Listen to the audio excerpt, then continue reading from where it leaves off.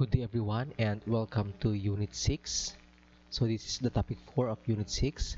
So we'll focus on the entity relationship model, okay, or ERD. Okay.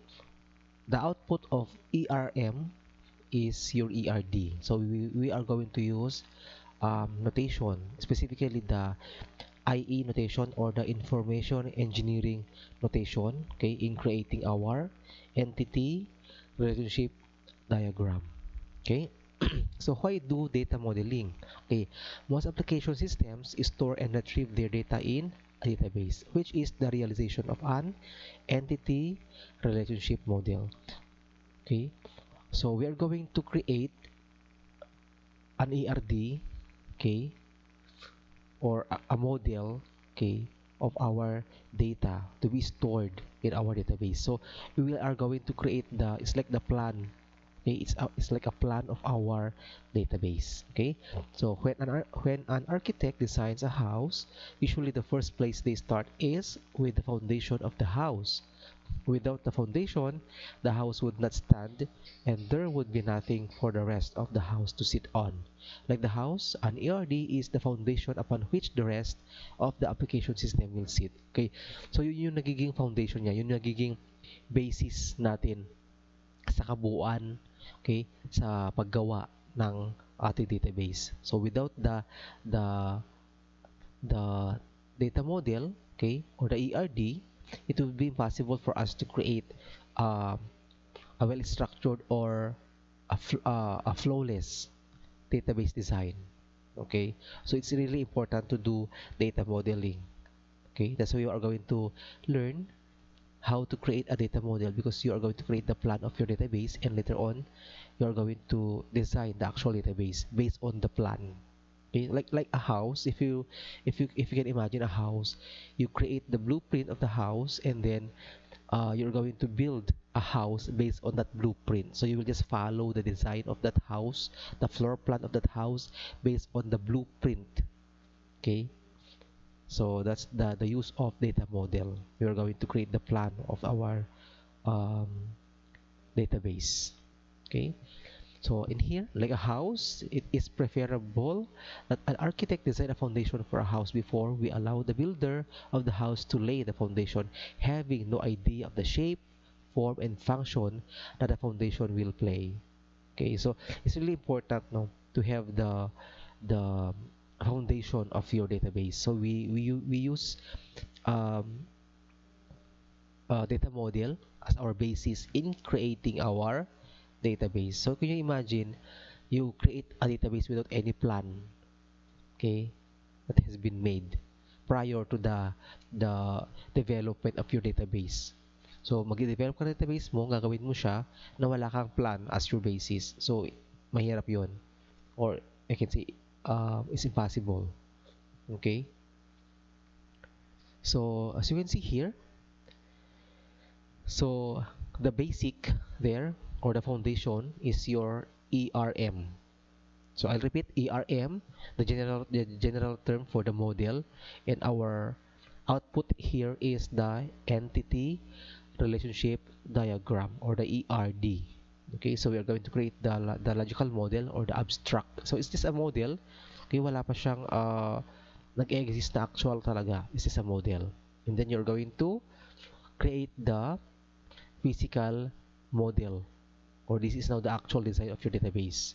And then the middle tier application, so it shows the commands, performs, uh, or it contains commands. Okay, it performs calculations, and of course it processes data. So ito na yung ating mga uh, codes. Okay, ito yung mga codes natin na nilalagay sa ating system. And the user interface is the one you can see. The user can uh, view this one. Okay, the user can understand this because it's just the front end. It's the front end of our whole system. The database is the back end, okay, and the system is the front end of the whole system. So the foundation of the database is your ERM. Okay, so we have to create the ERM so that we can build the whole system, because it's really impossible to have a system without a database. Okay, they should go together. We should have a database, and we should also have a system that will access your database. Okay, so as you can see here, the shape is a house. Okay, you can see the roof. Okay, yun yung ating user interface. Pero yung foundation niya, hindi mo siya nakikita. Okay? Pero yun yung kauna-unahang gagawin. Yun yung design niya muna. Gagawa ka ng model. Okay? I hope it's clear. Okay. So here there are some questions. Would you want to build an application system and only find out after it has been built if it is acceptable to the user community? So gusto mo bang ganon? Gumawa ka ng system tapos saka mo malalaman kung ito ba ay acceptable o hindi. So, dapat hindi ganon. Una pa lang, dapat acceptable yung system. You should not build an application system if you think that the system is not acceptable to the user. Okay? Would you build an application system after talking to the client on one time? Okay? Or would you want to validate what it is the client wants? Okay? So, you don't need, or you cannot develop a system if you will just talk to a client once. That's impossible. You need a lot or series of interviews, a lot of time to spend with the user or the client, just to get the idea, the data, everything from the users. Because of course, the user will be the one to use the system. Will be the one to use the system. So you are going to develop a system for the users. So you should uh, know everything about what they want, okay, about the data to be stored in your database. Okay, so ito rin, okay, would you build an application system of would you want to validate what it is the client wants? So saka mo lang i-validate. Okay, so you should be in the beginning of the development process, you should already validated those data. Okay, ano nga ba yung gusto ng mga users? Ano nga ba yung kailangan ng mga users? Sa unang-una pa lang yun. Okay? And that's the initial process, initial step of your data modeling. What the user wants? Okay? What are the data to be stored, to be included in your database? At yun ang ngayon ang gagawin mo ng model.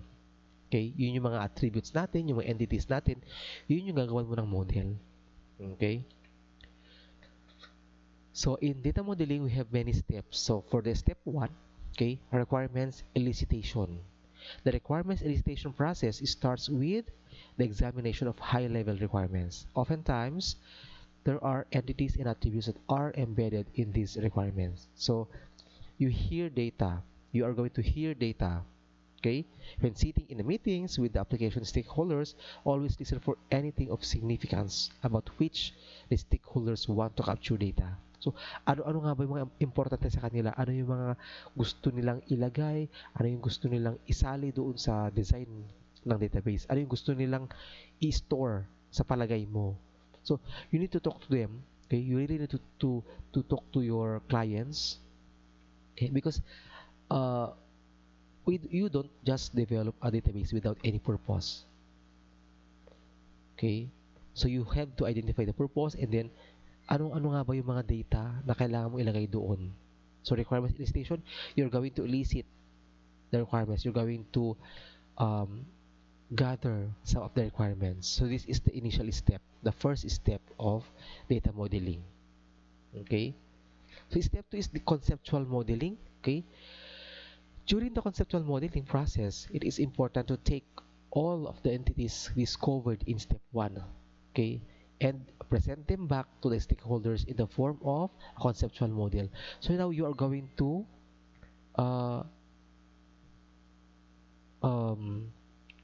list you are going to list all the entities, okay, you have discovered in step 1. So lahat, ano nga ba yung mga palagay mo entities na dapat isali doon sa database design?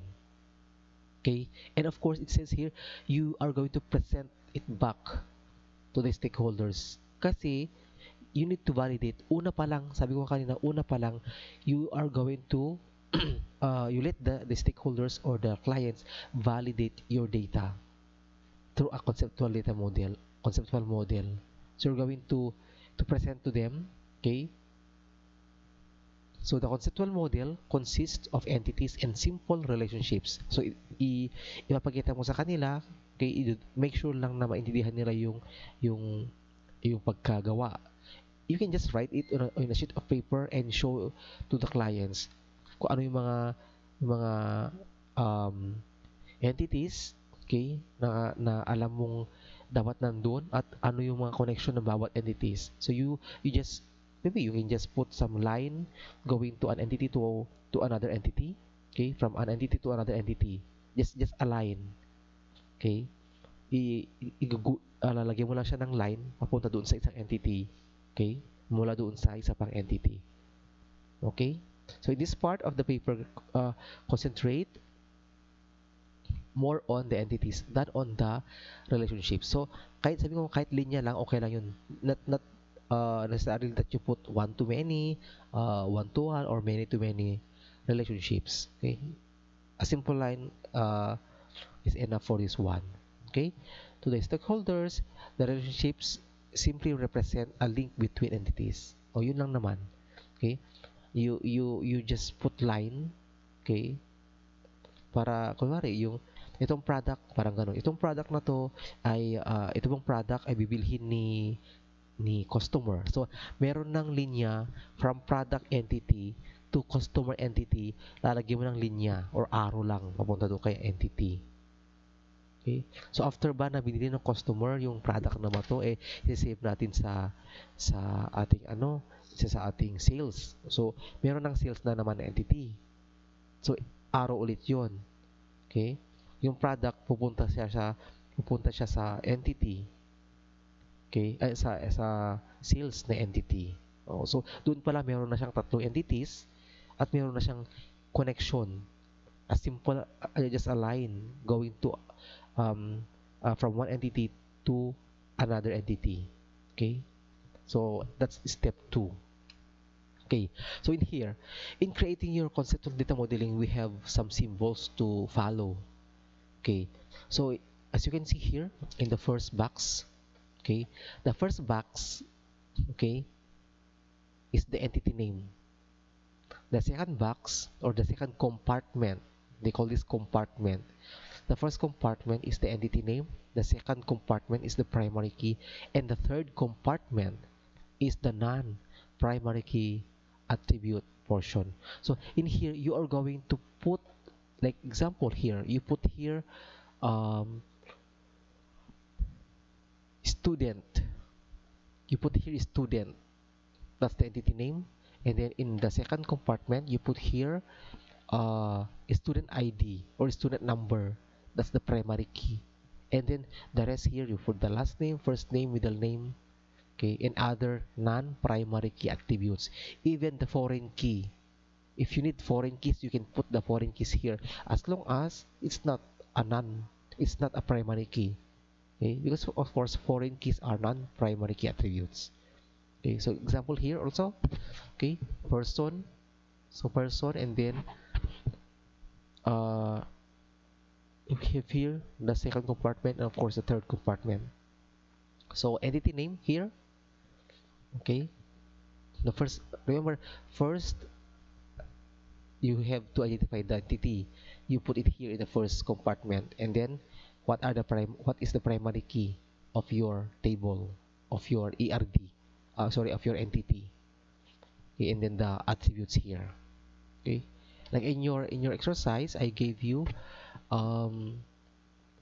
issued transcript of records, so you put it here major, and then major ID, and then major and of course course ID, and then course or course description, or simply course, weathering course code. Okay. so so this is how you create the entity, okay, for your conceptual modeling or for your ERD. Okay, so that's the step 2. So, for the step 3, okay, logical modeling begins after it is determined that the stakeholders are comfortable with the conceptual model. So, kung okay na sa kanila yon, so, yung logical na. Okay? So, ito is, uh, mag, meron ka ng gagawing mga uh, attributes niya, kailangan mo nang i-identify lahat ng attributes kasi dun sa step 2 just on the entities, okay, and simple relationship. Sa step 3 kailangan meron na siyang mga um, attributes na kasali, okay.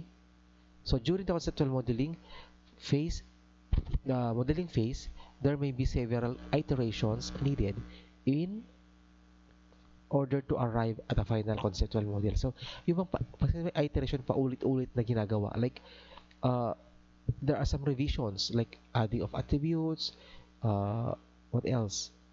Identifying the primary key. So, yung mga paulit-ulit na gagawin hanggang mabuo mo yung isang entity, yung complete na na attributes ng isang entity. Okay?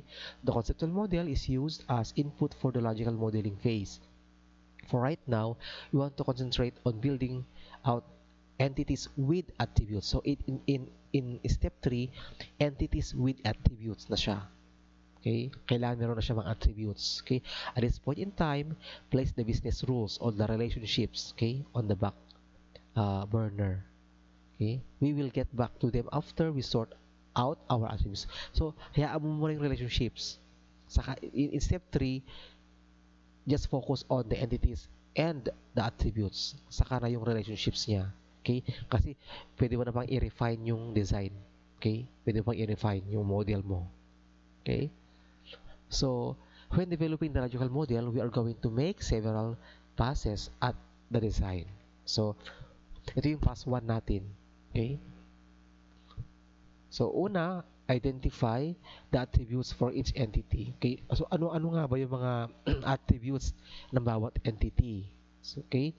So, in the above example, the data modeler has determined what the base attributes for the person and address entities should be. So, ano ba yung mga base attributes? Okay?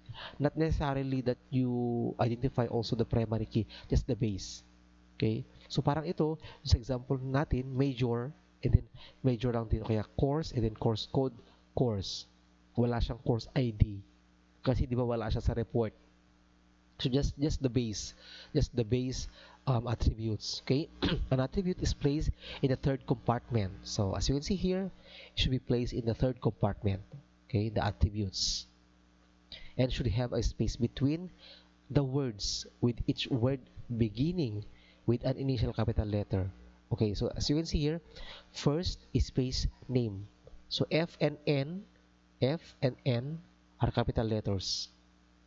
So it should have a space between the words, between words, and of course it should start with a capital letter. Okay, of each word, in each word. Okay, so at this point, additional meetings or interactions with the stakeholders or the developer can take place to ensure that the correct attributes are present in each entity. Okay, so ito, kailangan nyo talagang i-list down lahat ng possible attributes. Ito na yung meron siya mga reviewing of forms, yung mga sample reports from the user. You are going to review and check all the attributes present.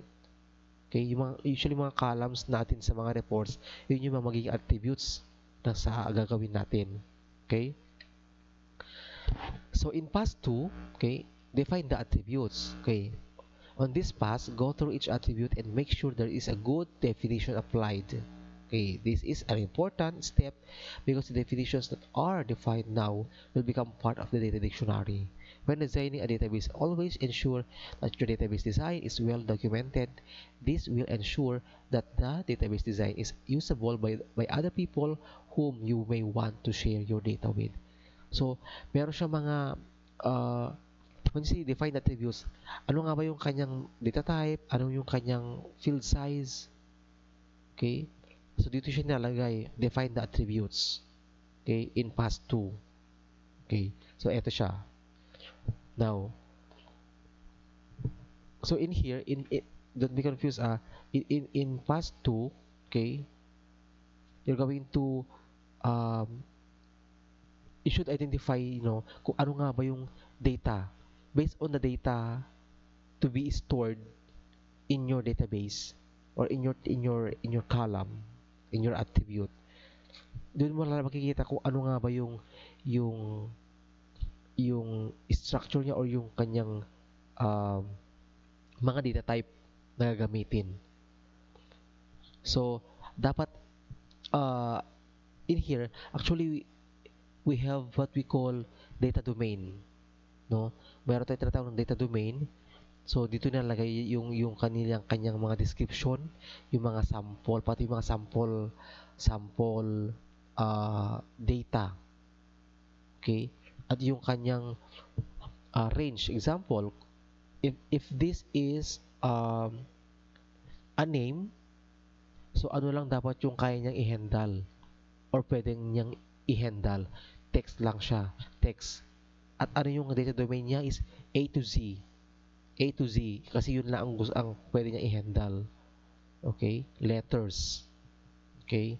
So you are going to define your attributes. In your thesis later on, you will have a separate table for this. The data dictionary. Yeah. Data dictionary. We have this one. Okay? You're going to define the attributes. Okay?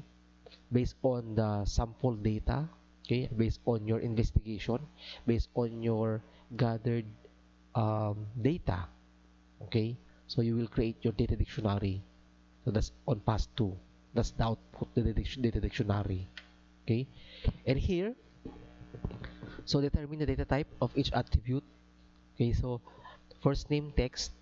So if you are going to use uh, SQL Server, maybe you can already integrate here the field size, like first name and then first name and then varchar and then 50.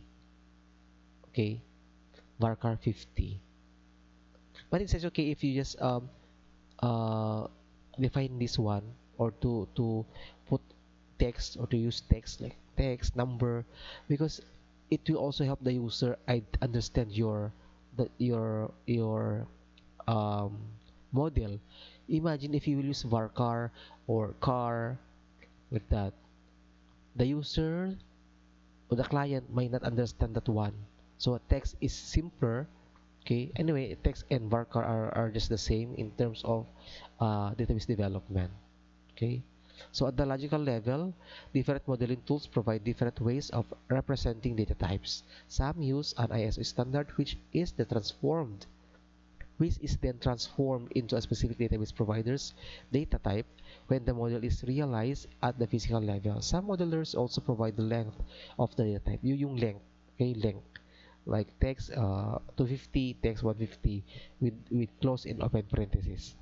Okay, or varchar 50, ganyan. Okay, so in pass 3, you're going to define or determine the data type of your attributes. Okay. So in pass 4, now, determine which attributes should be mandatory or optional.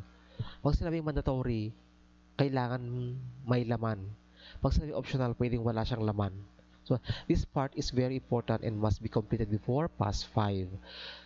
For each attribute in each entity, determine if the attribute is mandatory or optional. This is also known as optionality.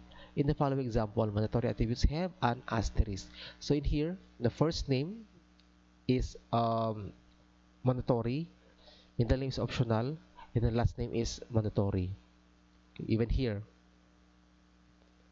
okay, the address. So, example, bakit optional yung middle name? Because there are some people who do not have middle name, okay? Doon sa may problema yung kanilang registration. So, wala silang sa NSO, okay, or sa PSA, wala silang middle name. So, optional. Paano pag wala siyang middle name? So, okay lang. Okay? So, nilalagyan siya ng asterisk pag mandatory, pag optional, wala. Okay? So, yun. So, meron tayong first compartment for the entity name, Meron tayong second compartment for the primary key and third compartment for the uh, non-primary key attributes. And of course, we use a capital letter for the initial of each word in your attributes and put a space, okay, between words. Okay, and then you're going to determine the data type of your attributes. And now in pass 4, you are going to determine whether it's an optional or it's a mandatory attribute by putting asterisk for mandatory. Okay, for pass 5, okay, choose the natural primary key for each entity. So ito na siya. So kung mapansin nyo sa pass 4, wala pa siyang primary key. Sa pass 5, kailangan daw mamili ng primary key. So each entity can have many unique identifiers. However, there can be only one primary unique identifier, also known as a primary key. Okay, if I were to drive my primary key attributes down into physical columns and then place the columns in the where clause of a query, I should only ever get back a single record. O so yun, di ba? You have already tried this one in our previous exercise. We use primary key to select a single column or even delete or modify a single column. You use primary key before. So as part of the design, you're going to choose the natural primary key of each entity. Okay? So in here,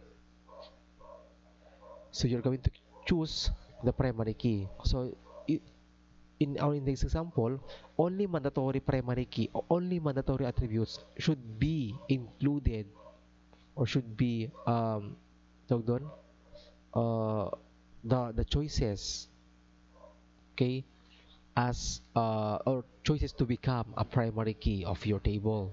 Okay, so let's read this one. For an attribute to participate in the primary key, it must be a mandatory attribute. Okay, don't let the next example throw you. Not all mandatory attributes will qualify as a primary key attribute. So hindi lahat ng mandatory ay primary key. Parang first name, last name, tingin nyo ba pwede maging primary key yan? Hindi, kasi maraming magkakaparehong first name, maraming magkakaparehong last name. Kaya doon pa lang, hindi na siya pwede maging primary key. Okay? The above primary keys are what we call natural keys. They occur naturally in the list of attributes that have been chosen for the entities. So natural sila. They occur naturally. Parang kasali na sila dati doon sa ating mga lists ng attributes. Kasali na sila. Okay? At sila ay mandatory. Okay? So, choose any secondary unique identifiers. So, during this pass, you may want to choose any additional attributes that when grouped together must be unique. Another name of the second unique key in an entity is the secondary unique identifier. Okay? Which is the primary key, which is why the primary key is the primary unique identifier. So, you're going to choose the secondary unique identifiers. Okay? So as you can see here, okay, the secondary unique identifier and any additional unique identifiers are annotated with a UK to the right of the attribute. So unique unique identifier, unique key. Okay? So meron siyang UK. Kung mapapansin nyo ito, meron siyang UK. Okay? Pag daw yung secondary unique identifier. Okay?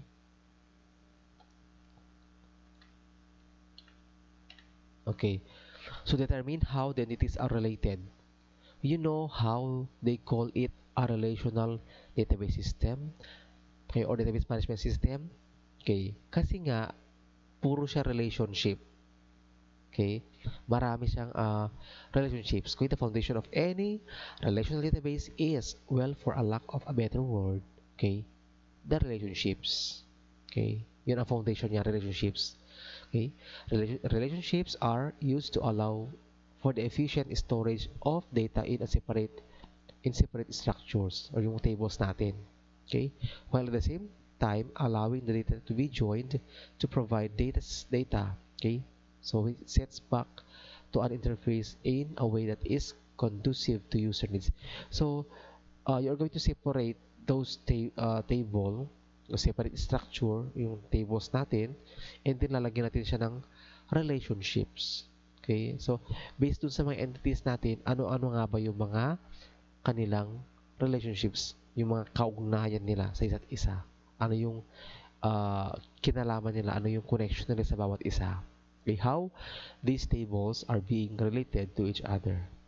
Okay, so in here, so paano sila naging related? Okay, so meron tayong cardinality na tinatawag, cardinality symbols. Okay, cardinality, okay, is a numeric indicator of how many records can exist at one end of a relationship. So, ito, okay, yung isang person, so ito yung ating cardinality, no, yung nandito sa dulo. Okay, ito is optional one or many. Okay,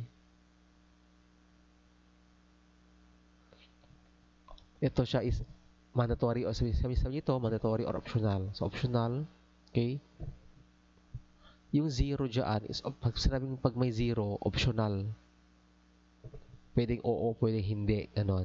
Okay, and then yung ito natin, cardinality, yung one or many, this is optional one or many. Okay, or tinatawag din siyang zero or many. Okay, zero or many, zero, one or many. Pwedeng meron, pwedeng may isa, pwedeng marami. Ito naman is pwedeng wala, pwedeng isa. Okay, pwedeng wala, pwedeng isa lang. Okay, so if you read this one, so meron tayong tinatawag na verb phrase din. So ito muna yung ating cardinality. Okay, so the next one is mandatory or optional. Okay, this is an indicator, okay, represented by a circle.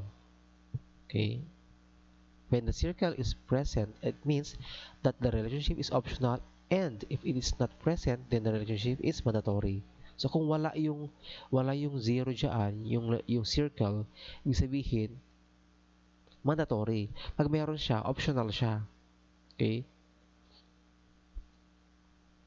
So that's our uh, mandatory. So hindi pwede ba magkabaliktad ito mga to? Hindi pwede.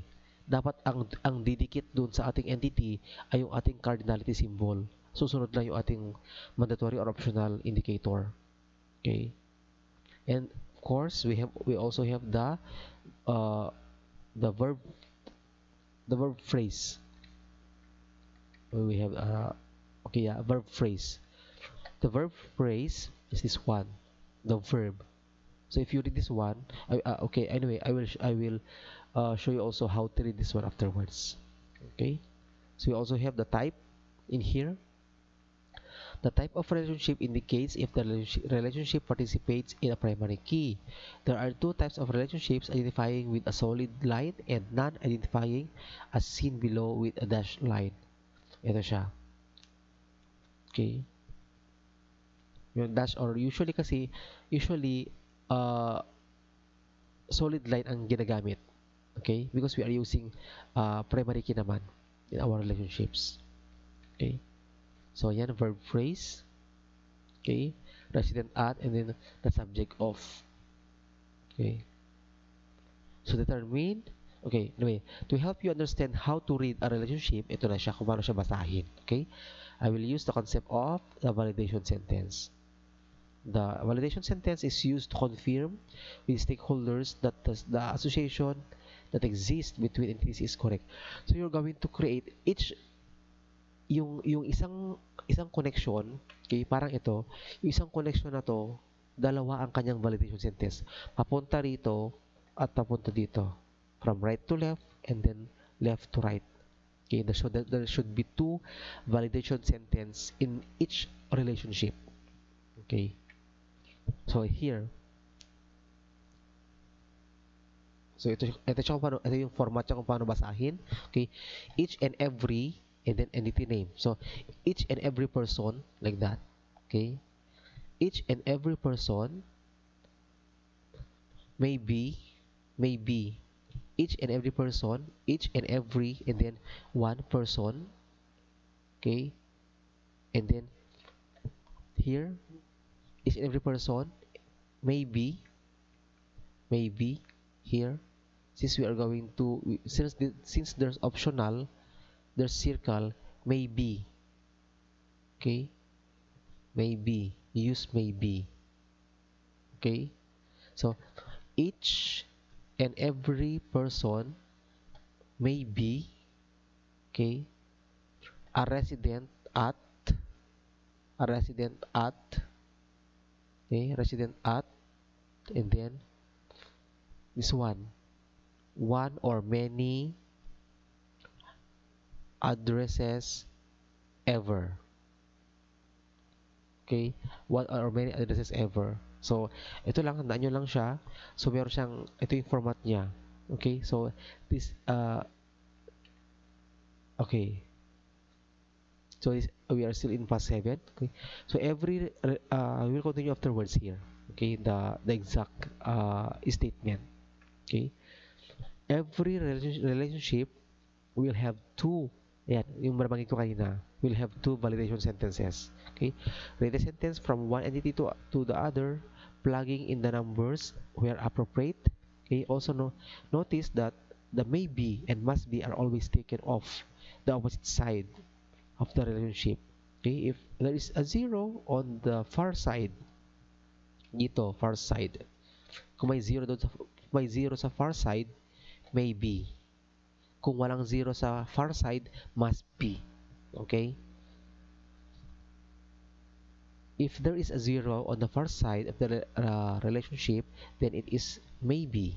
If there is no zero, then it is a must be. Okay?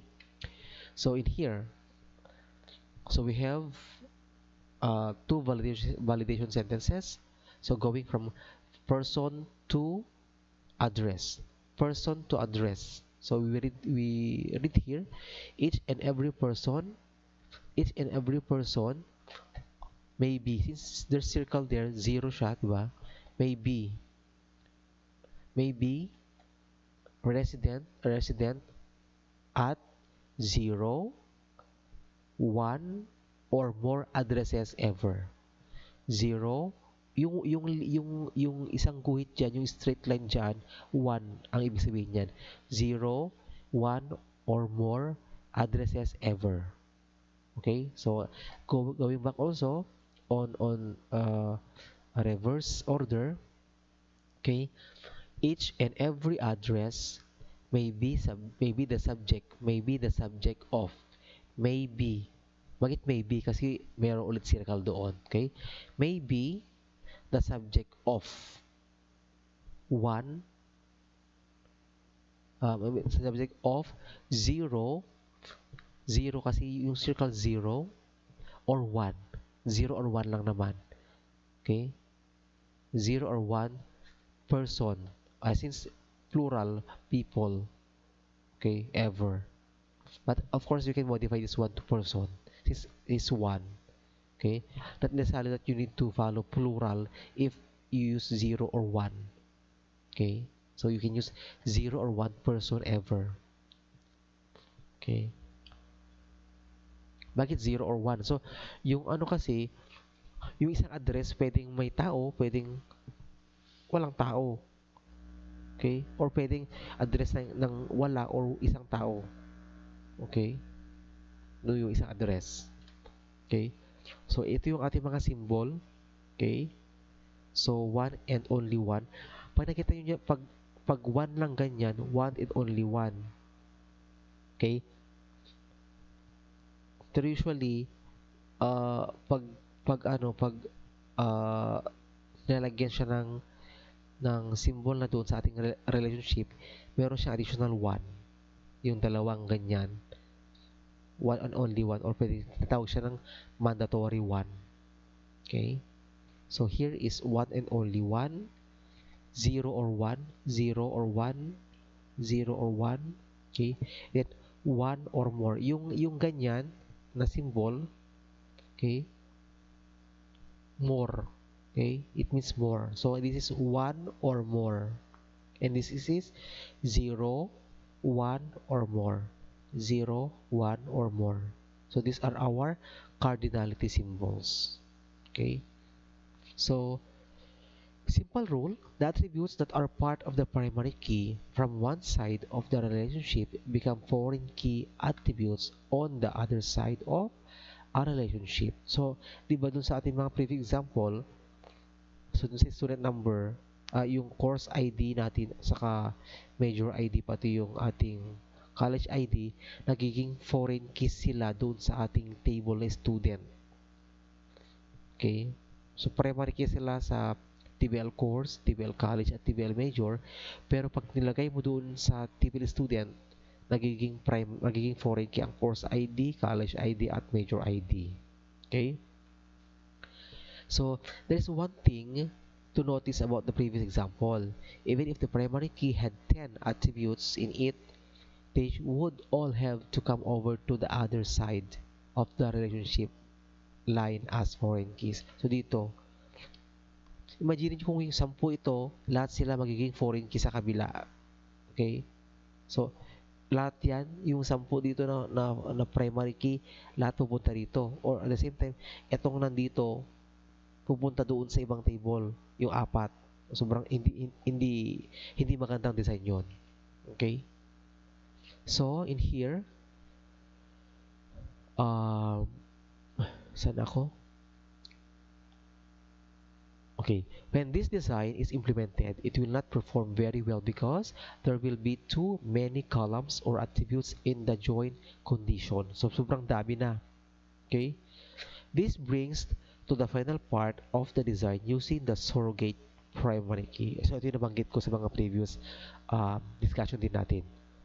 Okay? Na magkakaroon ka ng surrogate key. Okay? Yung alternative. Okay? Pag sinabing surrogate mother, siya yung kup-kup, siya yung naging alternative mother, di ba? Okay. So, yung parang substitute. So, we are going to use also surrogate primary key here. Okay. Kung wala talaga. Kung wala sa mga natural keys, ang maging primary key, okay, example yung ating control number, dun sa issued TOR, pwede yun na maging primary key. So, it's a natural key. Hindi siya surrogate key. Okay? So, it's a natural key. Okay?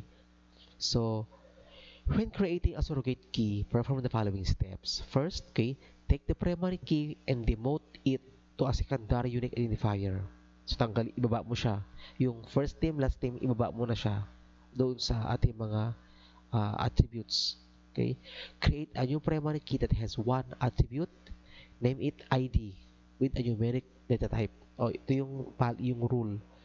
Kaya yung ating mga major ID, course ID, at saka college ID, auto number sila. Okay? So, number yung kanilang data type, numeric. So, auto number.